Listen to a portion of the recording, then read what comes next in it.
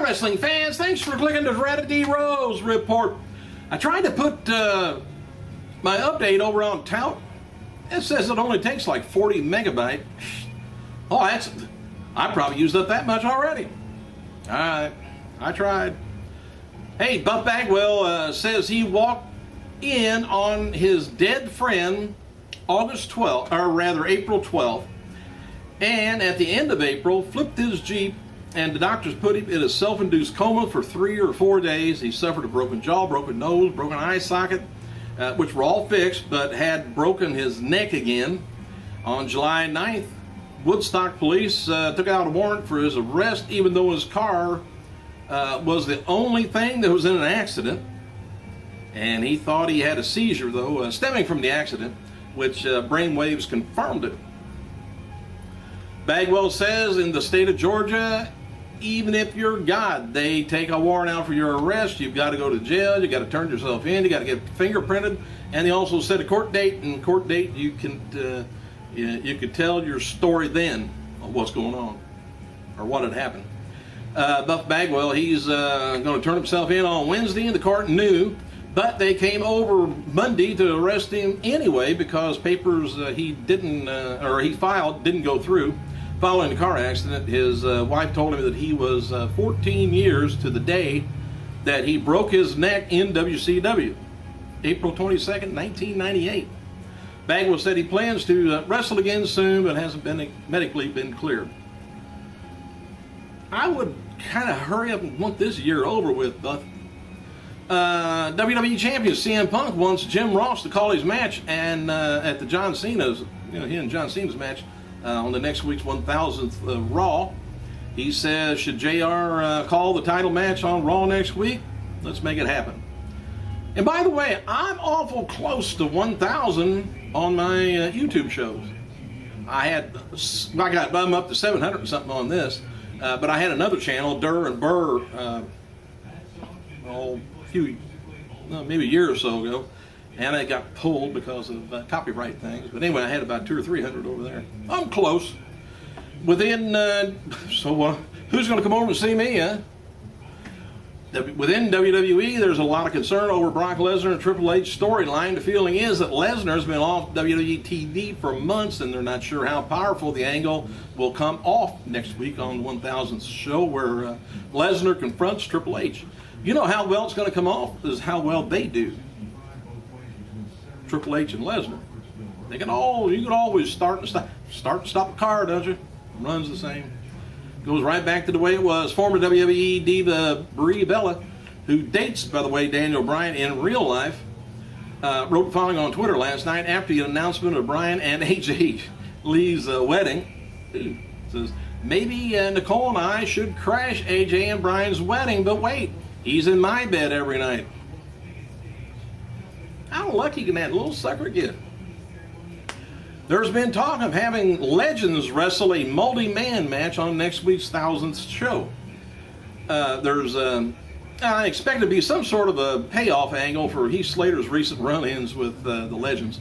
And I would say they are most likely going to have a big match. They're going to have everybody in the ring. And then up comes Heath. And every one of them does their finishing move on him.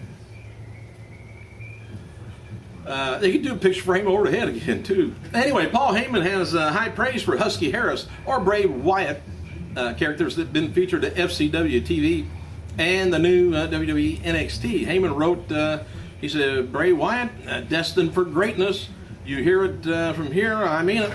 All right, Husky replied to Heyman, said, Heyman Hustle, thank you for the kind words. It means a lot. Oh, let me know if you ever need a new client. It would be an honor. Heyman replied, he says, I assure you the pleasure will be all mine, and the future will be all yours. And that's just sad. WWE is teasing that more DX members beside Triple H and Shawn Michaels may end up appearing on next week's show. It's noted before DX was going to be kicking off next week's show, and it has been speculated for months that there may be some kind of a physical angle between Brock and Shawn Michaels.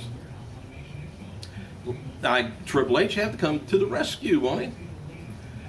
All right, tonight's WWE SmackDown tape is going to be taking place at the Valley View Casino in San Diego, California. Confirmed for tonight's show is Rey Mysterio's return to SmackDown, Christian's Peep Show with Bryan and AJ Lee, and World Heavyweight Champion Sheamus in action against the unnamed opponent, which I've never heard anybody name that. And advertised locally is Rey Mysterio and Cena taking on Big Show, John Laurinaitis. Triple H also advertised to make a special guest appearance. I wonder if Laurinaitis could keep up with Rey Mysterio. I don't know. Hey, Rikishi acknowledged on Twitter that the Samoan spike used on Raw last night was a tribute to the late Umaga, and the Banzai Drop is a tribute to the late Yokozuna. Rikishi returned to Raw last night and picked up the win over Heath Slater, which I think pretty much everybody could right now. Hey, I think they need to bring back Mae Young. That'd be a good one for Heath Slater. Anyway, WWE superstar Road Warrior Animal, former star, has been asking fans and tweeted WWE to get him featured on the 1000th show. Triple H made a special appearance during a commercial break last night on Raw, which we didn't get to see in Vegas, after AJ's and Daniel Bryan's wedding announcement. The Miz came out to the ring, demanded the authority figure come down and explain why he was always overlooked. This brought out Triple H. The big pop Triple H came down and hit the Miz with the pedigree and then left. That's your answer. Former WWE star Shane Helms wrote that Amy Dumas or Lita and WWE champion CM Punk went out of their way to alienate themselves at the Comic-Con this past weekend. I don't know why he has to say that. Wrestling Stars announced for the ICP's annual gathering of the Juggalos, Bloody Mania is what it's called, is going to be including Scott Steiner, Vader, John Morrison, Carlito, Bobby Lashley, Chavo Guerrero, Shane Helms, Matt Hardy, Headbangers, Rock and Roll Express, Colt Cabana, Vampiro, Steve Corino, and others. And as noted before, Ric Flair will also be present to host the main event, or rather the main stage. Hang on a second. I may get through this report yet. WWE Hall of Famer Roddy Piper said he still doesn't know whether he's going to be appearing at the 1000th show. Said, if I go to Raw 1000, said, I'm not doing lame work. Let me roll Vince. I'll show you why Raw is the longest running show. Former WWE Cruiserweight Champion Jamie Noble is now on Twitter at Jamie Noble. Who would have thought?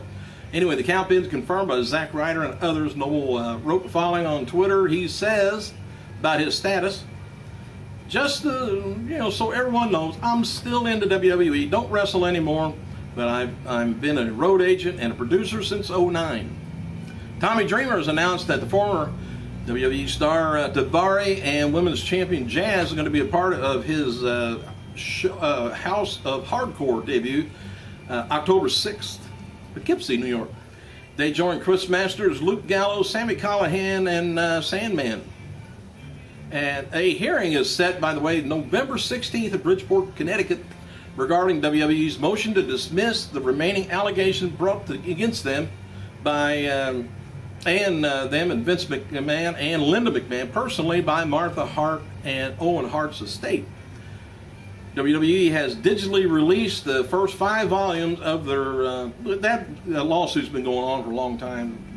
Well, anyway, they filed it. Let's just see if it gets thrown out. Hopefully it does, but I hope the estate gets some money, out of Vince. WWE, anyway.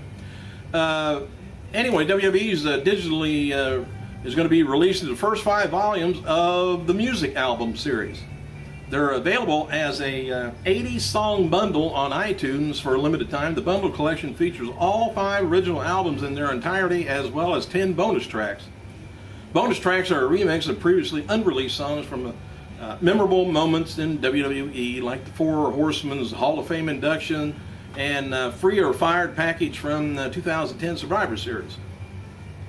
All right, ready for a little bit more? Anyway, TNA President Dixie Carter announced on Tuesday afternoon that TNA's world champion Austin Aries has signed a new contract, a long agreement with the company. She said, I'm excited to have Aries for a long-term deal. I share the story on TNA today. WWE Hall of Famer. This is a good deal, finally. Tammy Lynn Sonny checked into rehab program sponsored by WWE yesterday after being admitted to the emergency ward late Friday afternoon for consuming nearly, can you dig this, 2 gallons of vodka. The trailblazing diva addressed the matter on Facebook. She says, heartfelt thanks goes out to you and everyone for your support.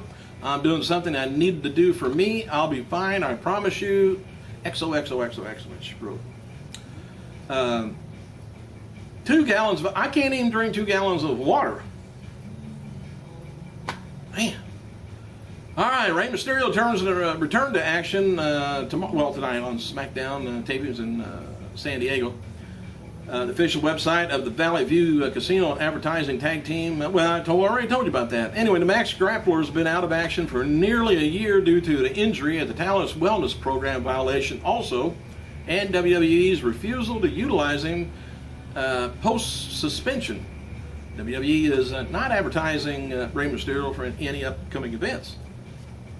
Probably scared to. All right, former women's champion Melina appears at the Maryland Championship Wrestling on Saturday, August 25th at Greenwood and Duncall, Maryland. She's going to be doing a meet and greet there. All right, birthdays. Happy birthday to former WWE wrestler Mike Knox. Well, he still wrestles though. 34 years old. One-time WCW champion Daphne, 37 years old. One-time TNA knockout champion Lacey Von Erich, 23. Former TNA and current All Japan wrestler Kiyoshi, 34. Dragon Gate star Matsuo Yoshino, 34. Also, this would have been the birthday of one-time NWA World Champion Edward Carpentier, 86. When I started first watching wrestling, he was there. Hell of a wrestler. Big. Well, he was just about the best then. All right, I'm going to try and get through this in the last 2 minutes. On this day in 1988, NWA star Bruiser Brody lost his life at the age of just 42 years old.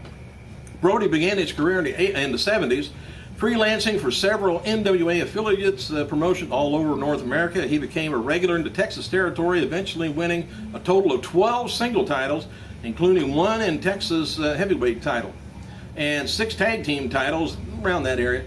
And in the early 80s, he became a star in Japan, competing regularly with the AJPW and winning their heavyweight champion on 3 different occasions.